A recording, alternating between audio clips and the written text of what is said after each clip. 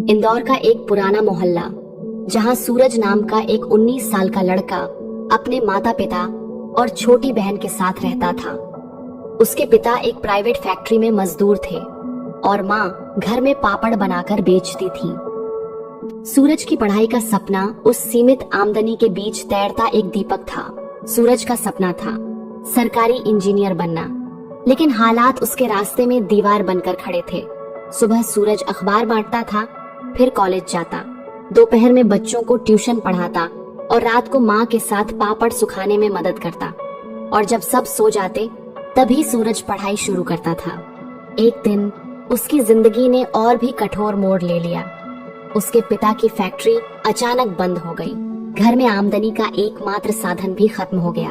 अब सूरज को अखबार के साथ साथ सब्जी भी बेचनी पड़ी ताकि घर का राशन चल सके। उसका दोस्त विक्रांत बोला, भाई अब छोड़ दे ये सपना, इतना बोझ लेकर कौन पढ़ाई करता है। सूरज चुप रहा, लेकिन भीतर से बुरी तरह टूट चुका था। वो अगले दिन बिना किसी से कुछ कहे पास के पहाड़ी मंदिर तक पैदल चला गया। वहीं मंदिर के पीछे एक वृद्ध महात्मा अकेले बैठे थे, शांत चेहरा, झुकी कमर और आंखों में गहराई। सूरज उनके पास जाकर बैठा और अचानक तेज तेज रोने लगा। मैं बहुत थक गया हूँ बाबा, कितना और सहूं, मेहनत करता हूँ पर हालात और बुरे हो जाते हैं, कोई रास्ता नहीं दिखता। महात्मा मुस्कुराए और बोले, बेटा एक काम करोगे मेरे लिए? सूरज ने आंसू पोंछते हुए कहा, हाँ बाबा। महात्मा बोले, इस पहाड़ी पर उस पुराने आम के पेड़ पर जो कबूतर घोंसला बना रहा है, तुम्हें अगले 10 दिनों तक रोज जाकर उसका घोंसला तोड़ना है। बस इतना करना है, कोई सवाल नहीं। सूरज चौंका, कबूतर का घोंसला तोड़ना है? क्यों? लेकिन महात्मा ने सिर्फ मुस्कुराकर सिर हिलाया, जैसे कह रहे हो जो कहा वही करो। सूरज चुपचाप चला गया। पहला दिन वो पेड़ के पास गया। डालियों के बीच कबूतर एक एक दिन का जोड़ रहा था। सूरज ने घोंसला नीचे गिरा दिया। उसे बहुत बुरा लगा। एक घर तोड़ना, वो भी उस परिंदे का जो सिर्फ छांव ढूंढ रहा है।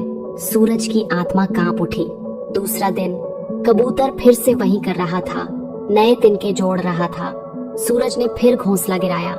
हर दिन वो यही करता और हर दिन उसे भीतर से अजीब ग्लानि होती, पर उसने एक भी सवाल नहीं पूछा, क्योंकि वो जानता था महात्मा कुछ समझाना चाहते हैं। 10वां दिन कबूतर ने फिर से घोंसला बना लिया था।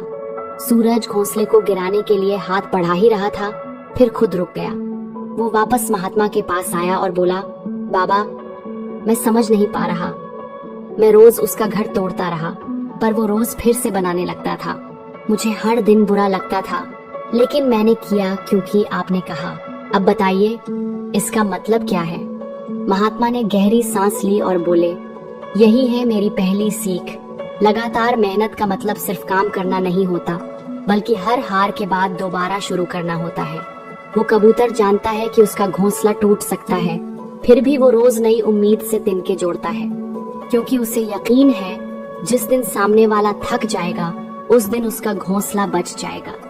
बेटा दुनिया भी ऐसे ही है, हालात बार बार तुम्हारे सपनों को गिराएंगे, लेकिन अगर तुम कबूतर की तरह रोज फिर से उठोगे तो एक दिन तुम्हारे सपनों का घर भी बनकर रहेगा। सूरज चुप था, लेकिन उसका चेहरा शांत था, जैसे मन की कोई गांठ खुल गई हो। फिर महात्मा बोले, और दूसरी बात, उस समय जब तू सब्जी बेच रहा है, घर चलाने के लिए दिन रात जूझ रहा है, ये भी बीत जाएगा। समय कभी एक जैसा नहीं रहता बेटा। आज तू संघर्ष कर रहा है, लेकिन अगर चलता रहेगा तो कल वही समय तुझे सलाम करेगा। बस 2 बातें याद रख, लगातार मेहनत हार को हराती है और बुरा समय भी हमेशा नहीं रहता। और उसी दिन सूरज का जीवन बदल गया।